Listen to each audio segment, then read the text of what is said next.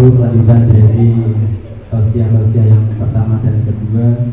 Semoga Bapak Ibu nanti bisa didengarkan dengan baik.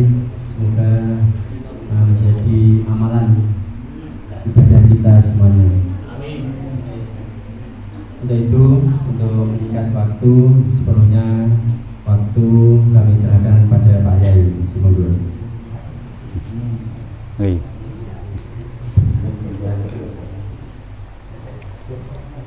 Assalamualaikum warahmatullahi wabarakatuh. Bismillahirrahmanirrahim. Alhamdulillahirabbil alamin. Wassalatu wassalamu ala asrofil anbiya'i wa imamil mursalin Sayyidina wa habibina wa syafi'ina wa maulana Muhammadin wa ala alihi wa ashabihi wa azwajihi wa dhurriyyati ajmain. La haula wa la quwata illa billahil aliyil azim. Amma ba'd. Ingkang kawula hormati Rais Syuriah MBC Nombati Alit Yai Fathur Rahman, Tuatan Fidyah MBC Mbati Alit Bapak DRS Said, semua Forkom Bincam Kecamatan Mbati Alit, Bapak Camat, Bapak Damramil, Kapolsek lan sedaya petinggi nggih wonten nggih, petinggi sekecamatan Mbati Alit sedaya ingkang kawula hormati. Alhamdulillah wonten ing siang menika kita sedaya saged kempal wonten ing panggenan menika mboten sanes melaksanakan kegiatan khusus Ramadan yang diadakan oleh pemerintah Kecamatan Mbati Alit yang kerjasama dengan MBC Mbati Alit mengadakan kajian khusus Ramadan.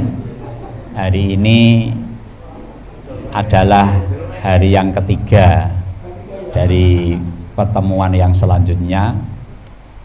Untuk menyingkat waktu, marilah kajian pada siang hari ini kita buka dengan bacaan Ummul Kitab. Semoga menjadikan barokah dan lancarnya kajian pada siang hari ini. Ala diniyah wa kulinatin sholihah jaribatin likuli khairin dafiatin angkuli syarrin bi asraril fatihah. A'udzu billahi minasyaitonir rajim. Bismillahirrahmanirrahim. Alhamdulillahirabbil alamin arrahmanir rahim maliki yaumiddin iyyaka na'budu wa iyyaka nasta'in ihdinas siratal mustaqim siratal ladzina an'amta 'alaihim ghairil maghdubi 'alaihim waladdallin. Rabbi fili wali walidayya walil mu'minina amin. Pada siang hari ini saya akan melanjutkan materi yang telah disampaikan oleh pemateri kemarin, yaitu Bapak Kiai Nur Huda SPDI, yaitu mengupas tentang fikih puasa. Mungkin kemarin saya belum sempat menyimak apa materi yang telah disampaikan, tapi sekilas sudah banyak kajian tentang fikih Ramadan, fikih tentang puasa, dan juga hikmah dari puasa itu sudah banyak, mungkin sudah disinggung oleh pemateri yang selanjutnya. Saya hanya melanjutkan materi yang kemarin, mungkin ada yang perlu dilengkapi. Yang pertama ya, yang mungkin akan saya sampaikan untuk melengkapi penyampaian kemarin yang sekilas saya simak, yaitu mengenai hikmah dari puasa Ramadan. Sebelum kita materi fikih tentang puasa, aslinya materi tentang fikih puasa ini sudah sangat masyhur sekali, mungkin karena Ramadan ini sudah berulang-ulang mulai kita kecil sampai hari ini, dan kajian-kajian Ramadan juga selalu kita hadiri di majelis-majelis baik lewat secara langsung atau lewat online dan sebagainya ya. Nah, mungkin kalau ingin detail ya, saya ketepatan bawa buku yang ketepatan tulisan saya pribadi tahun mungkin 2000 sebelum corona, berarti 2019 atau berapa, saya nulis panduan ibadah puasa Ramadan dan zakat fitrah disertai referensi bermadzhab Syafi'i. Nah, mungkin kalau disampaikan secara panjang lebar pasti akan menghabiskan waktu yang terlalu banyak karena keterbatasan waktu. Jadi ini tidak saya kampanyekan, sponsorkan. Ya, kalau ingin lebih dalam nanti bisa baca buku-buku ini. Mungkin nanti bisa hadiahkan sama Pak Camat aja, Pak Camat. Pak, 3 ini bawahnya saya 2. Nanti kurang berarti insya Allah besok insya Allah masih ada. Yang lain nggak usah Mary Gen nanti ya. Nah ini, ya silakan mau fotokopi silakan. Apa? Oh gitu, nanti bisa disampaikan di sana ini. Ini buku khusus ibadah. Saya punya buku banyak Pak Camat. Nanti insya Allah kalau di Siena Perpustakaan semua buku-buku yang saya tulis mungkin banyak sekali. Insya Allah nanti saya hadiahkan di perpustakaan ini insya Allah. Ya ini. Jadi nggak usah saya terangkan nanti. Cukup baca sendiri insya Allah bisa dipaham ya. Malah penak nanti. Tapi terima kasih atas waktunya. Ya saya akan menyinggung hikmah puasa 1 yang kemarin disampaikan saya sempat sedikit. Yaitu untuk membuat kesadaran, termasuk tertulis dalam buku ini, kesadaran diri jiwa untuk sosial atau menjadi orang dermawan. Karena dengan puasa ini otomatis kita ini terlatih untuk tidak berhura-hura menggunakan fasilitas khususnya makan, minum. Nah, akhirnya ada timbullah satu kesadaran untuk menjadi orang yang dermawan, sosial. Kesadaran untuk belas kasih kepada orang-orang yang sangat membutuhkan, apalagi panjenengan semua ini orang publik, yaitu orang yang bertugas untuk mengayomi masyarakat. Kesejahteraan masyarakat yang ada di Batalit ada pada panjenengan sedoyo, mulai Pak Camat, ada Pak Petinggi, ini hadir semua nggih, Pak Petinggi sebagian ya, Kecamatan Batalit ini menjadi tolak ukur. Nah, dari tulisan ini Nabi Yusuf alaihissalam ini sedikit menyinggung ketika menjadi seorang raja, beliau selalu berpuasa dengan puasa yang makan sedikit, minum sedikit. Bukan seperti kita ini bukan makannya sedikit tapi sedikit-sedikit makan, bedanya gitu. Puasanya cuma ganti kurikulum makan ya. Makannya kalau malam sampai berkali-kali ini ya, bedanya kita. Kalau Nabi Yusuf ketika menjadi raja ini selalu berpuasa. Ketika ditanya, wahai Nabiullah Yusuf yang menjadi raja, mengapa engkau ini selalu berpuasa dan sedikit makan, sedikit minum, padahal harta benda yang melimpah ada di depan panjenengan? Jawabannya Nabi Yusuf alaihissalam, ini agar supaya dengan saya ini selalu merasakan lapar dan dahaga, dengan puasa atau mensedikit makan minum, saya akan selalu ingat orang yang selalu lapar dan dahaga, yaitu orang fuqara, orang yang masakin. Ini bagian dari trik untuk mengingatkan, media untuk mengingatkan. Zaman-zaman dulu seorang raja-raja rata-rata punya media untuk mengingatkan dirinya sendiri, karena bahaya, karena mempunyai fasilitas yang lebih, fasilitas kekuasaan, fasilitas materi, fasilitas apa selalu ada. Ini kalau tidak ada trik untuk mensiasati dirinya agar tetap pada jalur sesuai tugasnya, ini sangat membahayakan. Ada seorang khalifah yang selalu mempunyai staf khusus, yang staf khusus tiap hari selalu mendampingi. tiap buat kebijakan atau kemana-mana selalu mendampingi. Beliau selalu ditugasi untuk membawa kain kafan. Setiap hari tugasnya selalu ketemu sang khalifah tersebut dan menyampaikan hanya dua patah kata. Kematian ini adalah perkara al-haq. Al-mautu haqqun. Mati ini adalah perkara yang hak, pasti akan, artinya dia akan ingat apa yang dilakukan ini pasti ada pertanggungjawaban kelak di hadapan Allah Ta'ala. Selalu diingatkan tiap hari. Berarti punya staf khusus ya Pak Camat nih, sing selalu tugasnya digaji bahwa kain kapan selalu ditampilkan di depan dan diingatkan bahwa kematian adalah perkara yang hak. Ini media. Kalau Imam Syafi'i selalu ketika umur 40 tahun selalu bawa tongkat. Padahal 40 tahun waktu itu Imam Syafi'i masih kelihatan gagah, kuat. Kok bawa tongkat kemana-mana bawa tongkat.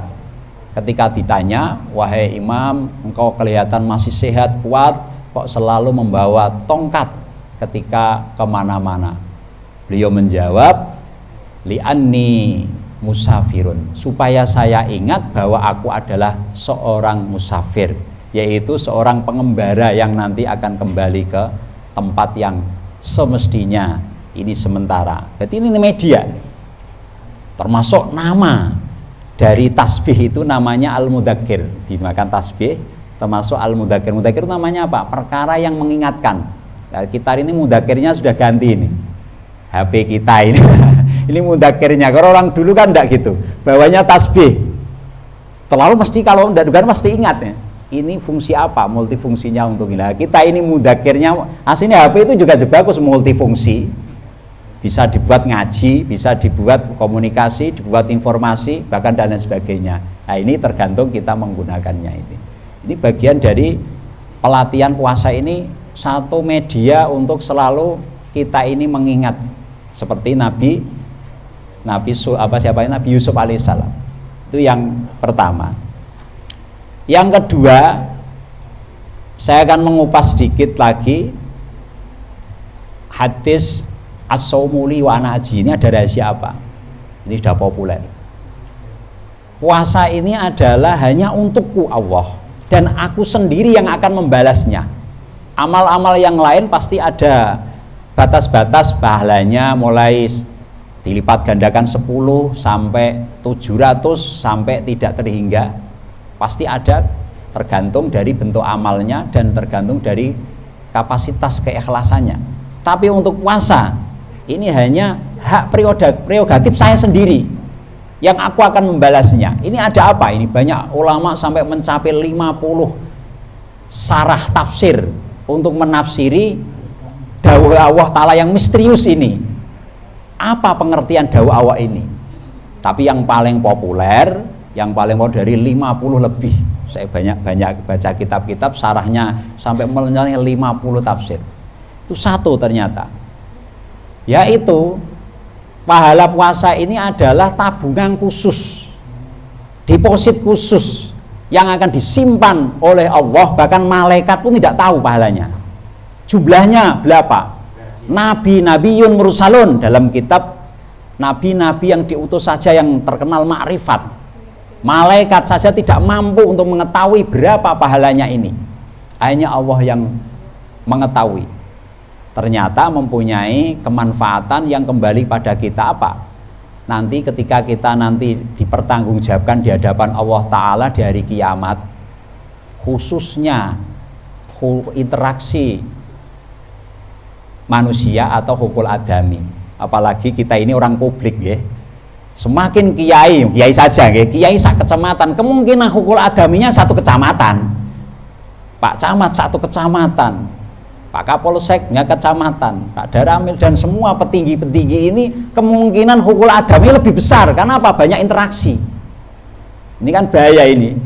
Hukul adami itu meliputi ucapan-ucapan kita yang menyakiti, mungkin materi yang kita tak terasa, kadang-kadang kita mengambil hal yang tidak terasa, perkara yang kecil tapi ternyata yang punya tidak merelakan.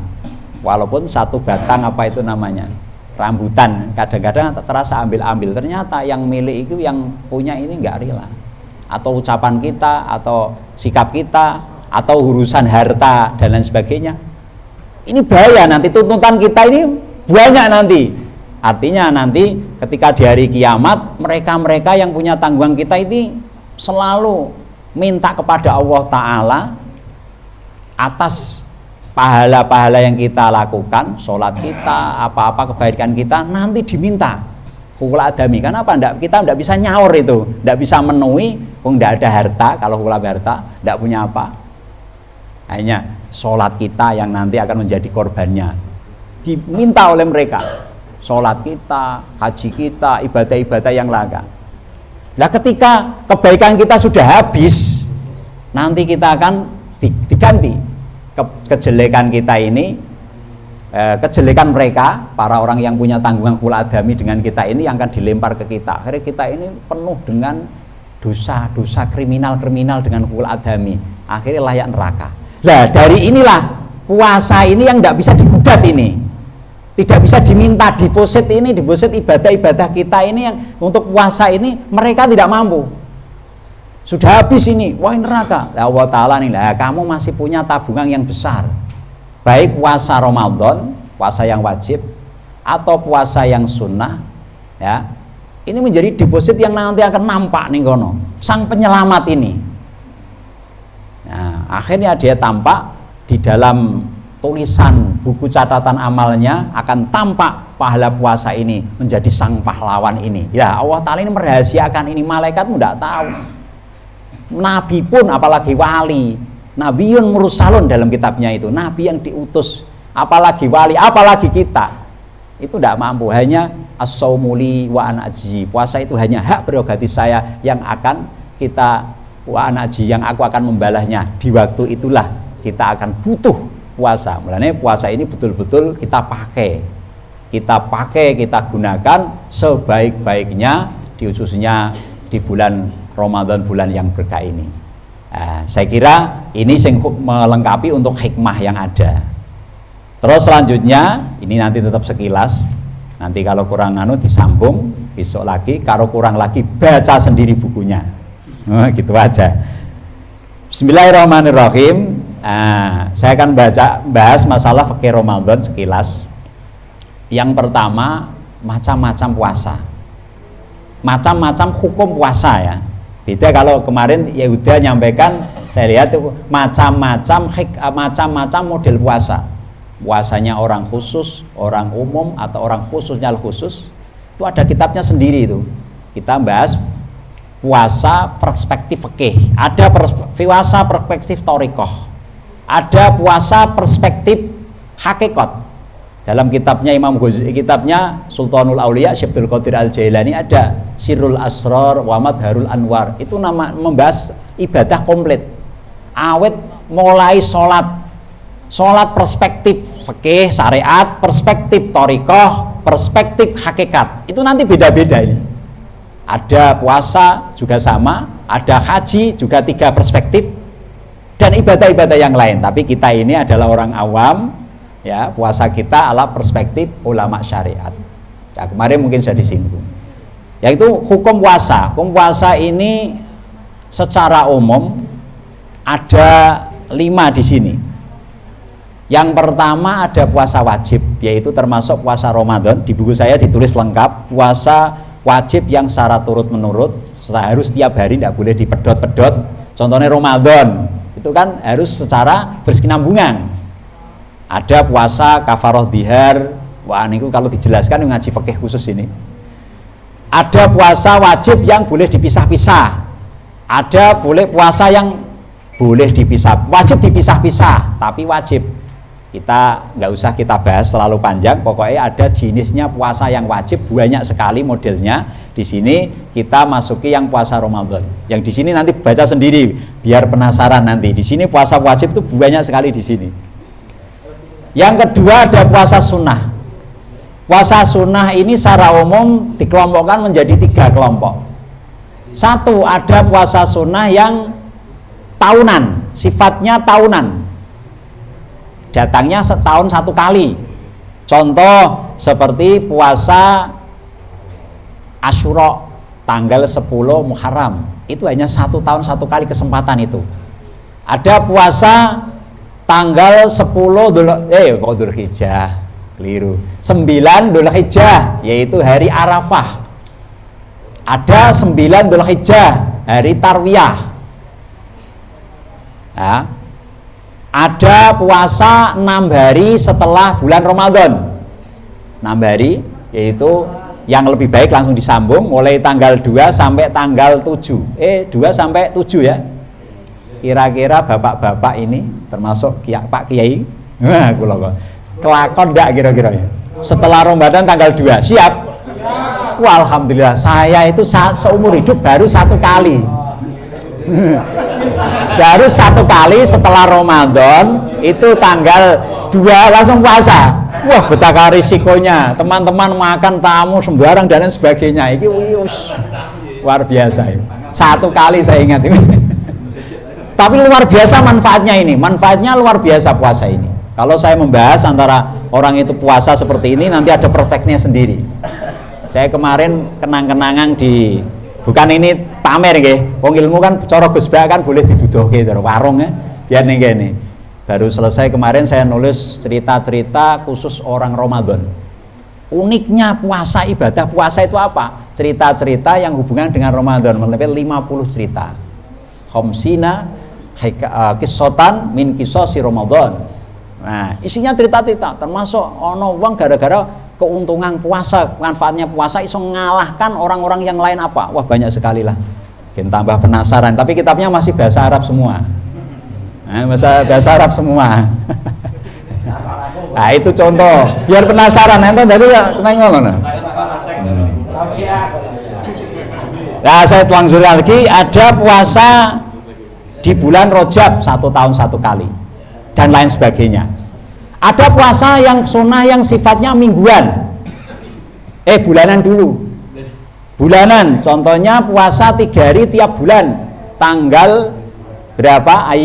Ayyamul Bid itu tanggal 13, 14, 15. 13, 15, 13, 14, 15. Kecuali kalau pas Dzulhijjah. Kalau Dzulhijjah ya jangan dimulai 13 karena 13 ayam tasyrik. Di dalam kitab fikih kalau bulan Dzulhijjah itu mulainya tanggal 14, 15, 16. Wah, itu dikupas ada hikmah yang tersendiri, ada cerita apa ini puasa ini. Puasa ini luar biasa ini, puasa yang 3 hari ini. Hari tafaul apa? Bulan purnama. Insya Allah seperti bulan purnama, wajahnya, rizkinya, hatinya, dan sebagainya. Itu puasanya Nabi dulu itu ada. Itu dulu itu. Ada puasa di akhir bulan 3 hari sama, 27, 28, 29 atau 28, 29, 30 tergantung Ramadan per bulannya. Namanya ayamus sud, yaitu di waktu yang sangat gelap sekali. Tanggal yang paling gelap di puasa nih, biar cemerlang. Tanggal tua nggih.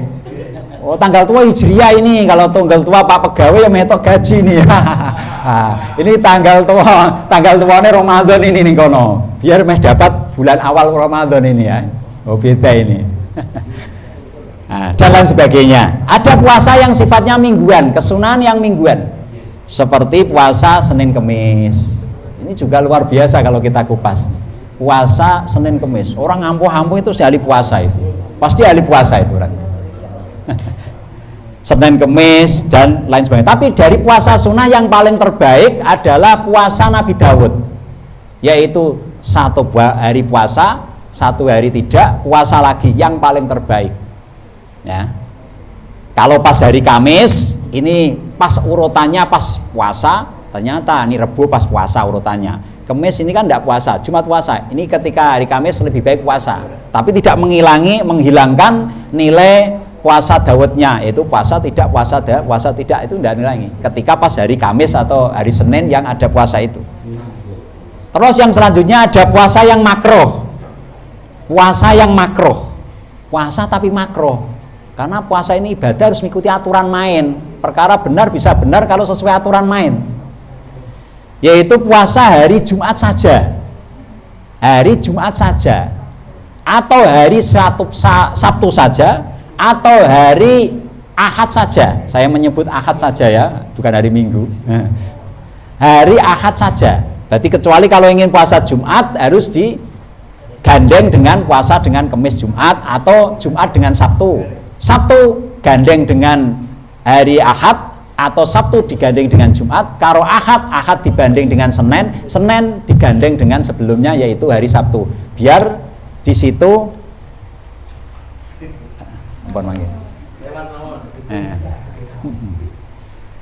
hari, jadi makruh itu menyendirikan puasa itu. Ada hadisnya aslinya. Ada puasa yang makruh lagi yaitu puasa tahunan bagi orang yang fisiknya kurang patek mampu atau membuat terbengkelainya ekonominya.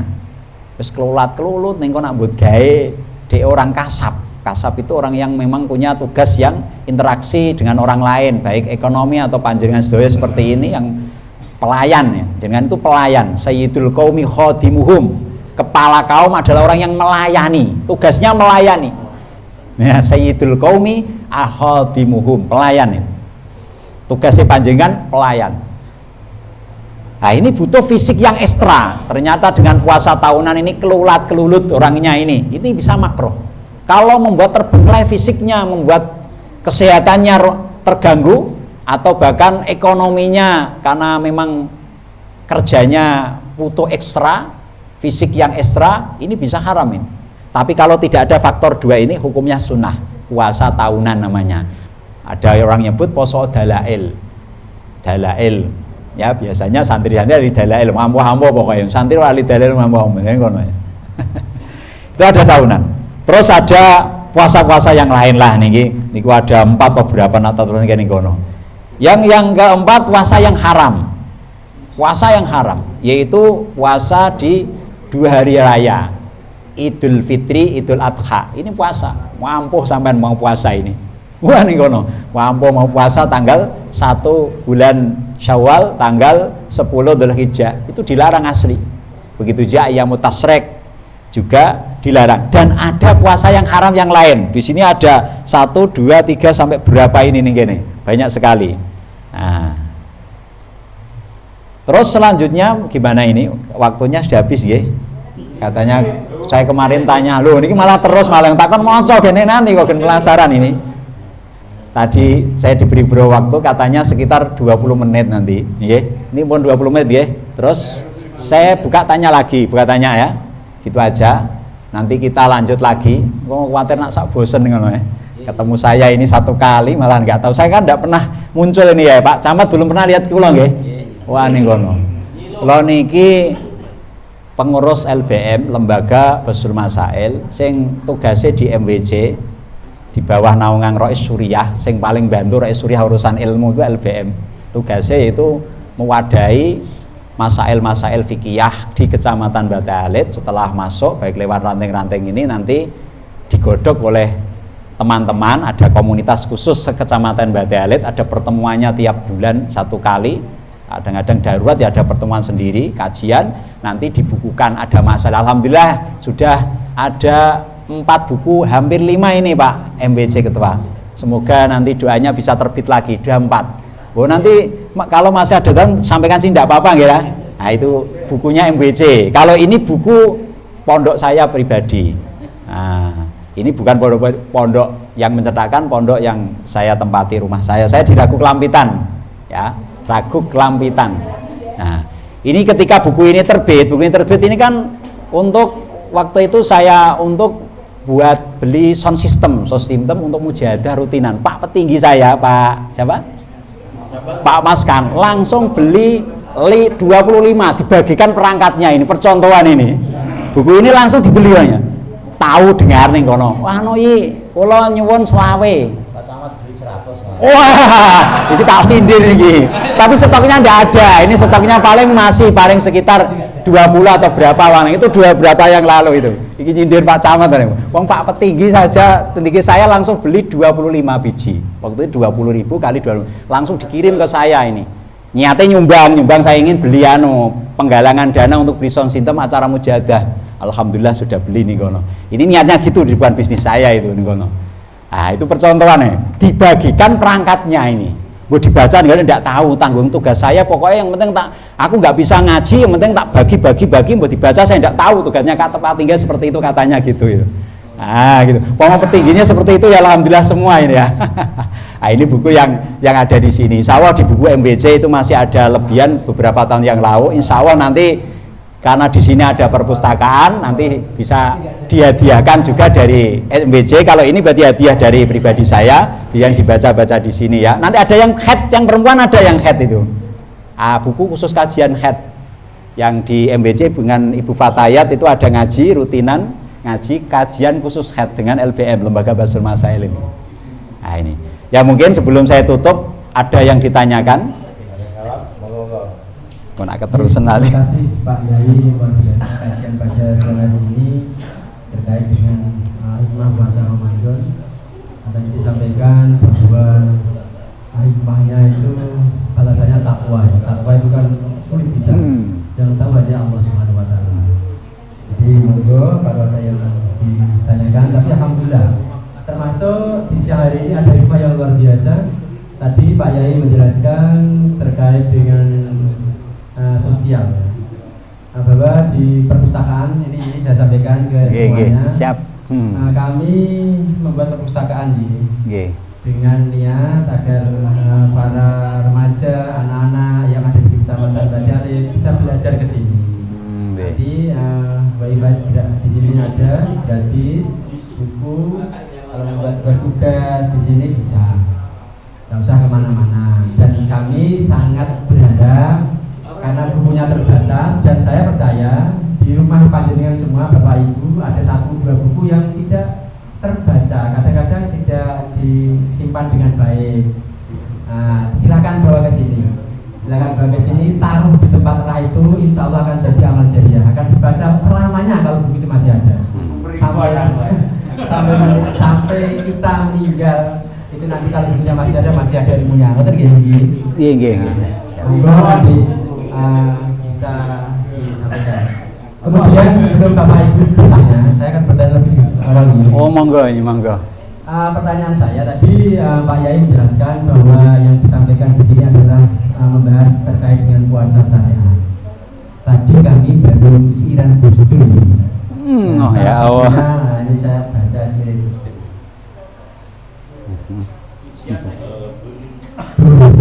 Kanca priya wanita aja mung ngaji syariat bloko.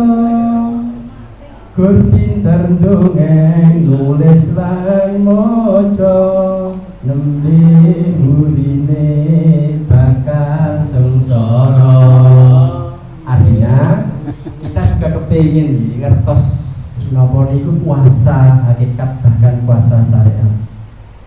Terus pripun sepatus kita semua itu tidak rugi tembe burine supaya kita kan nggak tahu ya besok kalau kita meninggal, tahulah besok saya sudah nggak ada. Kan kita saat ini baru ngertos puasa syariat yang tadi dengan sampaikan.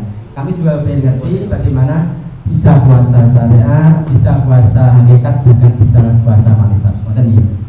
Monggo sanesipun ingkang badhe tanya langsung dijawab napa enten nunggu sanesi.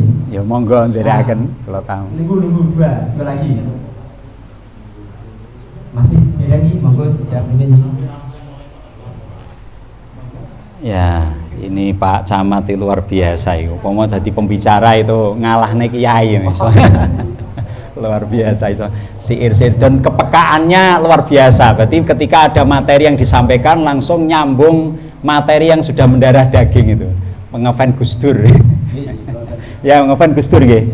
Masya Allah, kelihatan sampai langsung dibuka, langsung dibacakan teks yang sangat mengena itu kata-kata syair itu. Ya gambaran secara umum saja. Nah, masalah bahasnya secara detail itu agak sulit untuk dipaham secara kalau dijelaskan secara sesuai teks yang ada di dalam kitabnya Syekh Abdul Qadir itu namanya Sirrul Asrar wa Madlahil Ayar, itu kitab yang agak sulit. Cuma gambaran umumnya saja.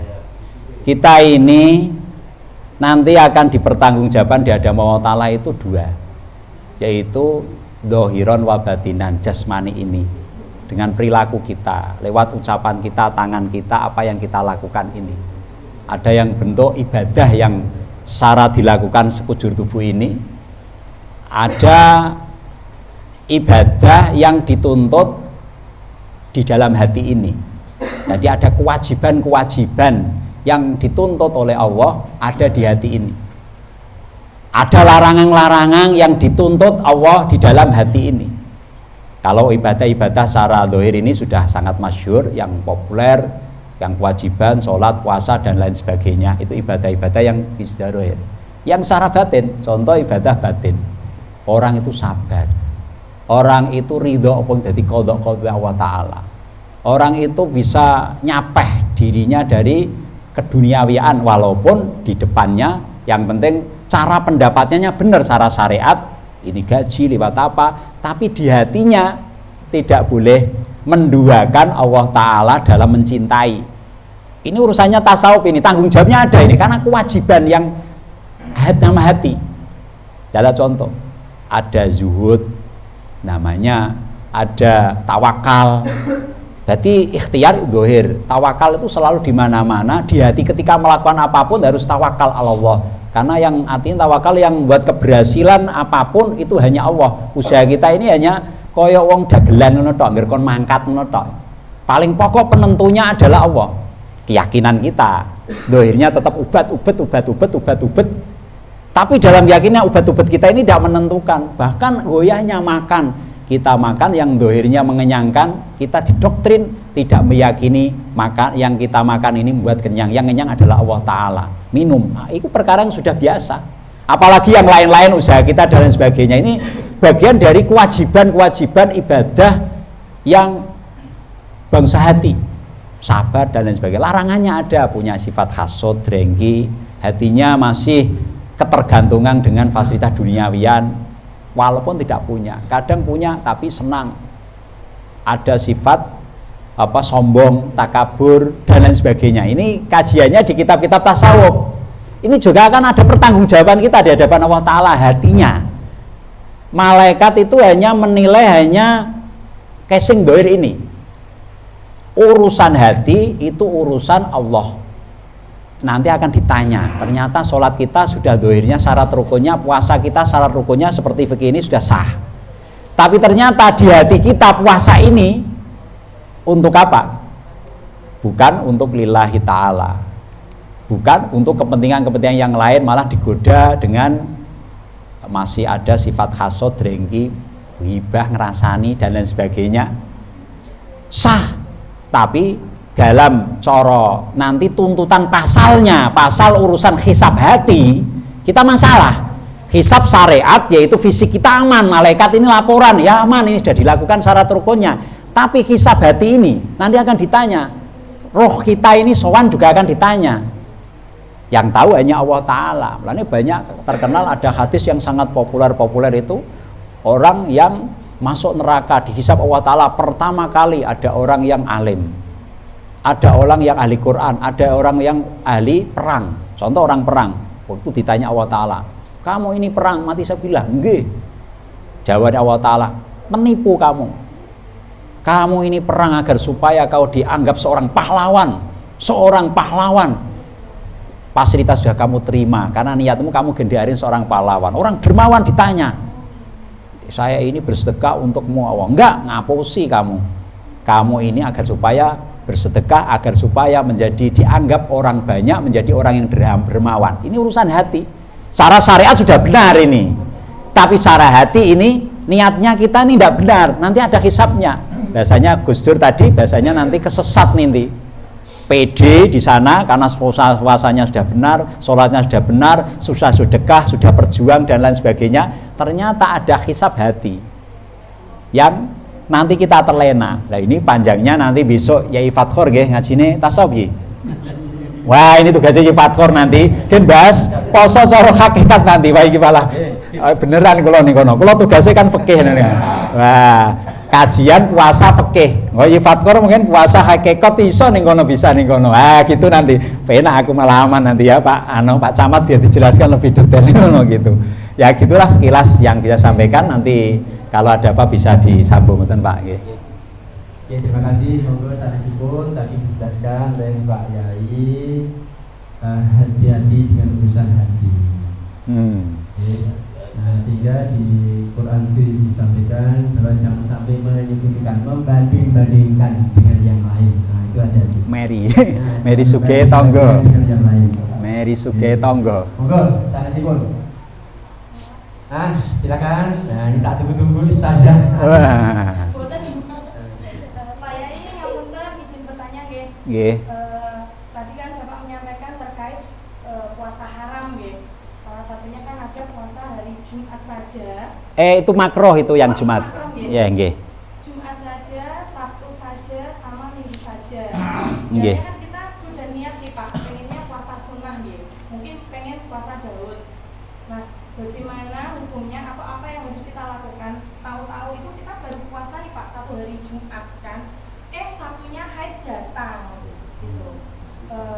Gimana caranya sih biar puasa itu tadi? Gampang kalau kasih dong. Emang Pak, kalau makruh itu kan mertanggung ya Pak. Ya. Kurang baik. Ada nggak sih yang bisa kita lakukan agar puasa itu tidak hukumnya makruh? Oh ya. Teman-teman Pak, terima kasih. Ustazah Anis di Pak Yai. Nah, monggo sanesih satu lagi. Satu lagi. Yai Kakung Pak Lindi, monggo ada yang ditangkutke. Ditunggu nanti. Monggo Pak Yai. Ya, terima kasih. Inilah manfaatnya ngaji yang langsung wajah. Kalau online bahaya, ternyata keterangan saya ada yang kurang lengkap, sama ndak bisa tanya ini. Tadi kan karena saya gugup artinya karena waktunya terbatas, ini aslinya kan panjang sekali, berarti ada yang masih kepenggal. Yaitu puasa makruh yang yaitu termasuk contoh makruh di sini ada banyak sekali, A, B sampai D, E ya. Ini yang satu yaitu puasa hari Jumat saja, atau hari Sabtu saja, atau hari Ahad saja. Di sini ada kecuali bertepatan hari-hari yang disunahkan puasa, seperti bertepatan hari Arafah tanggal 9 Dzulhijjah pas hari Jumat, kepengen puasanya satu saja, atau hari Senin Kemis pas itu, atau mungkin tadi sampai sampaikan punya wadifah puasa Daud, puasa sunnah yang paling mulia, paling utama, pas ketepatan di situ, itu tidak apa-apa. Kecuali di sini ada kecualinya, kalau nggak tak terangkan itu bisa gagal paham. Ini manfaat yang tidak ada pakai online ya nanti repot ya. Sebenarnya tanya saya tidak bisa, kalau gini kan langsung bisa ditanyakan juga. Ternyata ada penggalan yang kurang, akhir-akhir nggak gagal paham ini. Paham nggih Ibu nggih? Berarti sampai panjenengan berarti boleh saja karena mempunyai kebiasaan puasa yang sunnah yang lain. Ya, terima kasih. Monggo sanesih. Nggih, monggo. Assalamualaikum warahmatullahi wabarakatuh. Assalamualaikum warahmatullahi wabarakatuh. Simpel saja. Nggih. Sebutan antara hari Minggu sama hari Ahad. Ini kan untuk yang Muslim kan lebih ke jenengan kan hari Ahad. Apakah itu dapat pahala menyebut hari Ahad? Terima kasih. Kalian perlu lanjut iki. Terus Nggih. tadi melirik tulisan ten mriki tanpa tarokat gitu. Bahasanya kita mundur. 2 hari yang lalu saya dapat pertanyaan, saya nggak bisa menjawab. Perasaan dengan Pak Yai. Kenapa nonggon kitab-kitab kuning itu budul kabeh? Apa memang sing untuk ngerti ben para kiai-kiai, para santri? Apa piye? Kenapa gak ditulis orang tarokate bahkan di bahasana sing gampang dimengerti secara umum? Pripun ngoten alasannya? Iki mboten ngaji fikih niki. Yang awal itu ya ada kaitannya dengan fikih juga. Hari yang masyhur mulai zaman dulu Kanjeng Nabi menyebut itu kan harinya kan Ahad. Tidak ada hari minggu-minggu itu kan baru. Itu adalah baru. Artinya di sejarah Indonesia dulu saja itu ya Ahad ya, karena tergeser waktu akhirnya hari Minggu ini agak ikut jadi populer. Ya aslinya ya tidak telah ya masalah, tidak masalah tergantung dari niatnya. Kalau niatnya ini karena awal yang menyebutkan Minggu itu dari orang Nasrani awal ini. Sejarahnya gitu, yang Minggu. Wong Islam aslinya Ahad. Kalau kita niat karena mendukung aktivitas mereka, oh ini berarti Ahad itu benar karena ada kaitannya siapa perintisnya. Perintis itu apa ini? Cikal bakal istilah itu berarti punya hukum sendiri ini. Tapi kita kan enggak, pokoknya biasanya yang lebih mudah Minggu, kan enggak ada niat apa-apa. Ya walaupun secara ilmiah itu kurang baik karena nilai Nabi Muhammad tidak pernah menyebut nama itu. Yang disebut kalau kita niat ittiba Nabi, kita menyebut nama Ahad. Kenapa? Nabi menyebutnya hari Ahad, ulama-ulama Ahad, berarti ada nilai yang tersendiri ittiba itu. Menyebutnya seperti ini. Kalau ditanya menyebut hari Ahad, hari Minggu itu bagaimana? Nah ini tergantung. Kalau hanya karena kebiasaannya untuk mudah nama Ahad, hari Minggu, kan kita tidak punya niat apa-apa toh. Pegawainya yang tulisannya kan hari Minggu. Berarti secara hukum tidak menjadi masalah. Akan tetapi kurang terlalu baik karena ada yang lebih baik. Setiap baik perkara ada yang lebih baik. Yang penting jangan niat karena tasyabuh, ada keserupaan dengan atau mendukung perintisan dari orang non muslim ini, perintisan mereka ini. Yang dirintis oleh Nabi itu hari Ahad. Ini sekilahnya seperti itu. Pernah dibahas secara fikih kalender itu pakai dari Minggu itu bagaimana secara fikih ini, karena itu perintisnya non muslim. Nah itu jawabannya sesuai yang saya sampaikan tadi. Nah, saya ketepatan sering mengikuti kajian-kajian fikih musyawarah Basul Masail namanya, yaitu sering ada kajian-kajian seperti itu. Yang kedua, pertanyaannya Pak Camat ini memang ya dulu perintisan kitab kuning itu dari orang-orang Arab semua. Yang paling awal kan itu. Jadi kitab-kitabnya kuning malah tulisannya kecil-kecil betul. Sangat kecil-kecil kitab kuning itu. Tidak ada harokatannya, tidak ada maknanya. Nah ini butuh kejelian betul ngajinya lama itu. Nahwu sorobnya kalau belum pernah dalemi kok janggal. Ini orang harokate no, tanya Ifat Koryo.